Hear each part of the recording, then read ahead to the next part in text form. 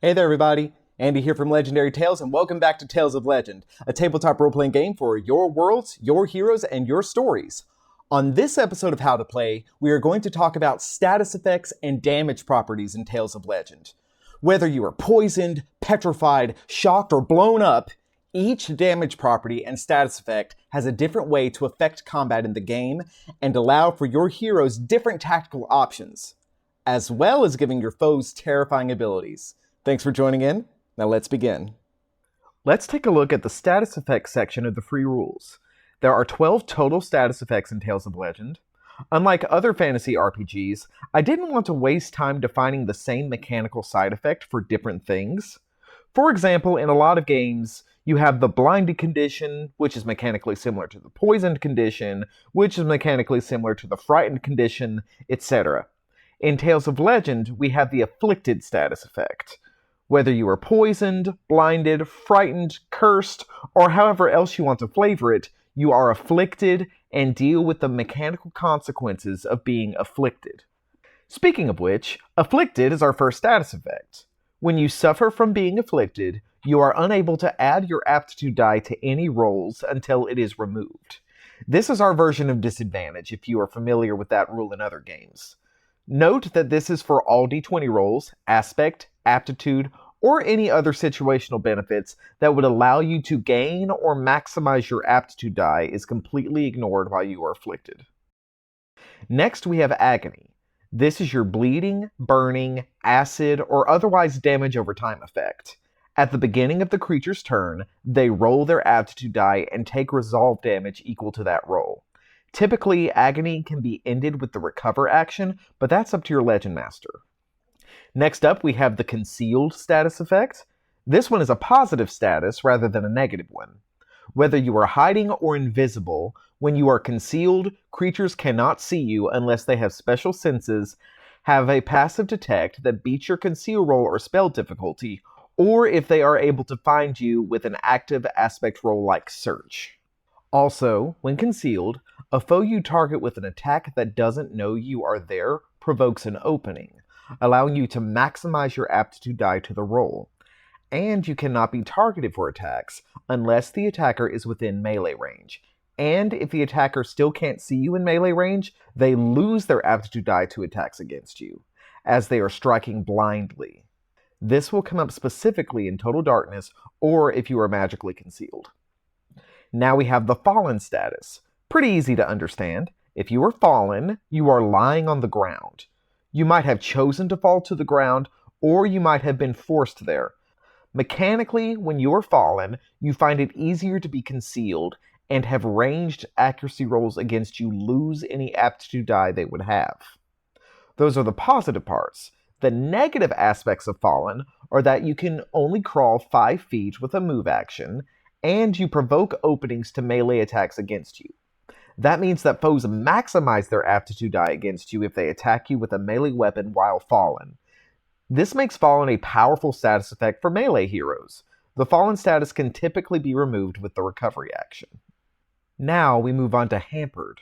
When hampered, your movement speed is cut in half, and if you can fly, you are unable to fly until you lose the Hampered status effect. You are often hampered if you are in hampering terrain, such as ice or dense foliage, but there are other effects that can cause you to be hampered, like maybe a spider's web. Regardless, your Legend Master will rule if you can remove the hampered status effect by using the recovery action, or making some sort of aspect roll, like physicality in the case of webs, or grace in the case of ice. Okay, so Helpless is up next, and is one of the most dangerous of the status effects in Tales of Legend. Mechanically, Helpless means that you are unable to take actions, your turn is skipped in combat, and attacks will automatically hit you. The most common way to be helpless is to be asleep or completely bound in some way. But helpless is also used for paralysis, petrification, or any other effect that would make you completely helpless without killing you. Helpless is normally accompanied by Fallen, and is a part of the Dying status effect, which we will discuss at the end of this list. Now we have Provoked. When a creature is provoked, they cannot declare any attacks or accuracy rolls against any other creature except the one that provoked them. Once they expend an action to attack that creature, they are able to target other creatures. You can still take other actions as normal. You just can't attack until you attack that creature first. Provoking foes is a great way to prevent damage to squishier allies and can be used by both heroes and foes alike. Next, we have one of my personal favorite status effects, Staggered. The action point system is the core mechanic of combat in Tales of Legend. When you are staggered, you begin your next turn with one less action point, and you can be staggered multiple times in a round prior to your turn. Once you end your turn, you lose the staggered status effect. This is a great way to deny your opponent's action economy, and is one of the most tactical status effects that can be used in the game. Now we move on to Stuck. Stuck is somewhere between hampered and helpless. You can't move, but you are still able to take actions as normal. 3 ideas that come to my mind for Stuck is with a spider's web, your feet being frozen to the ground, or being wrestled by a stronger foe. Your Legend Master will decide if you can take the recovery action, or try to use a physicality or grace roll to escape from being stuck. Now we get to the final 3, and the most serious status effects in Tales of Legend, starting with Winded. When a hero is winded, you begin every turn with one less action point until you finish a recovery period. So, if you normally have 3 action points per turn, you now only have 2 until you rest up. The most common ways to get the winded status effect is by taking the Exert action, or by using a powerful spell as a spellcaster. This is worth noting that, like Staggered, you can have multiple applications of Winded, to the point that you can only take free actions. When you take a break, it removes 1 application of Winded. When you sleep, it removes all applications of Winded. Wounded is a powerful status effect. In Tales of Legend, most resolve damage isn't meant to be considered as true physical damage. This changes if you are wounded.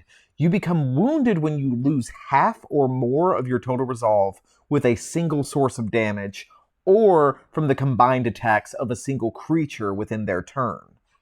Being wounded is like having both the afflicted and hampered statuses at the same time. You cannot roll with aptitude, and your movement speed is reduced by half. It is worth noting that it is possible for a creature or effect to cause the wounded status effect. If that is the case, you lose 50% of your maximum resolve from the effect, instead of it being caused by the initial resolve damage. Finally, we have the Dying status effect. This happens when your resolve reaches 0.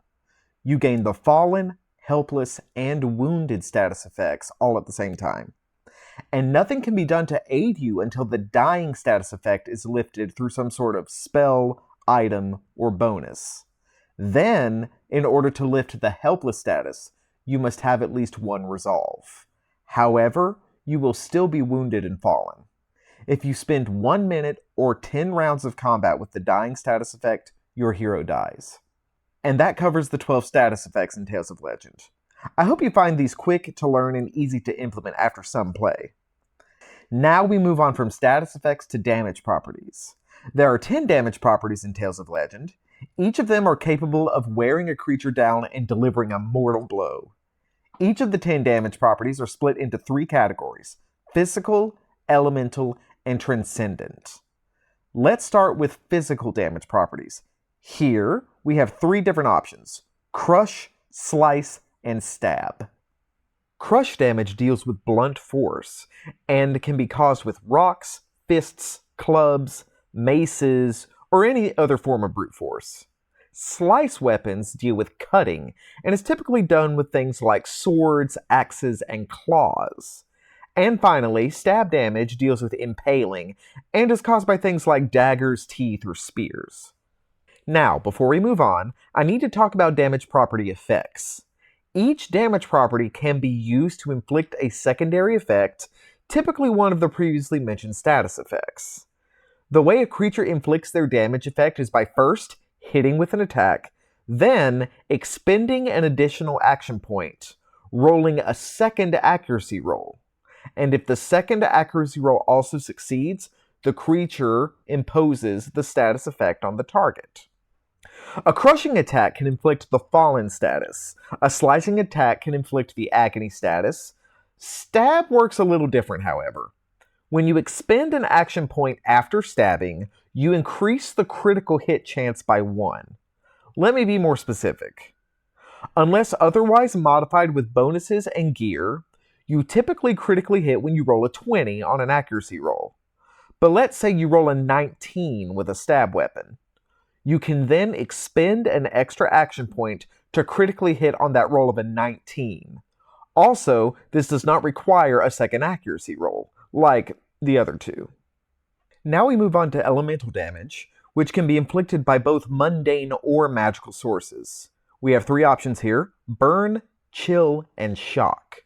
Burn deals with fire, acid, and explosions. Chill deals with extreme cold, and shock damage deals with electricity. When you expend an additional action point while dealing burn damage, you can attempt to inflict agony. For chill damage, you could inflict hampered with a secondary successful accuracy roll, and shock damage gives you the opportunity to inflict the staggered status effect on your foe. Now we reach the third category of damage properties, which holds the last 4, transcendent. Transcendent damage is always magical, they are the most rare, and they have the option to target either physical or mental defense of the target. The 4 options here are arcane, blessed, cursed, and psionic. Arcane damage is a catch-all for magical damage that isn't elemental in nature. This could be magical energy blasts, force pushes, things like that. This will most likely be due to a magic attack, and you can flavor the attack as you see fit. You can choose whether or not to target physical or mental defense each and every time you deal arcane damage. Unlike most damage types, when you expend an extra action point on a source of arcane damage, you get to skip the accuracy roll entirely, automatically hitting. The trade-off is that you deal half of the damage you roll. Next is blessed damage. This has to do with anything holy, and is often associated with light, fire, gods, angels, priests, clerics, or whatever else you might think. Like arcane damage, blessed damage can target either the physical or the mental defense of the target. The choice is yours. When you deal blessed damage, you can expend an additional action point to regain a number of resolve equal to half the blessed damage that you dealt. Cursed is the opposite of blessed. Darkness, shadows, literal curses, or evil forces. Note that cursed damage does not have to be evil, just as blessed damage does not have to be good. When you deal cursed damage, you can expend an additional action point to make an additional accuracy roll. If you hit, you inflict the afflicted status effect on your target. The target remains afflicted until they do something about it. And finally, we have psionic damage. Psionic damage is the only damage property that specifically targets only mental defense. Psionic damage has to do with assaults on the mind. When you deal psionic damage, you can expend an additional action point to make an additional accuracy roll. If you hit, you inflict the staggered status effect on your target. One other thing to note is that creatures can have affinities or aversions to specific damage types. If a creature has an affinity to a damage type, they are more effective with that damage type. And if a creature has an aversion to a damage type, they are weak to it. Let's be a bit more specific. If you have an affinity with a damage type, when you roll dice for that damage type, you get to roll the damage die twice and take the highest of the 2 rolls. Also, when you take damage from your damage type affinity, the damage is reduced by your aptitude die maximum.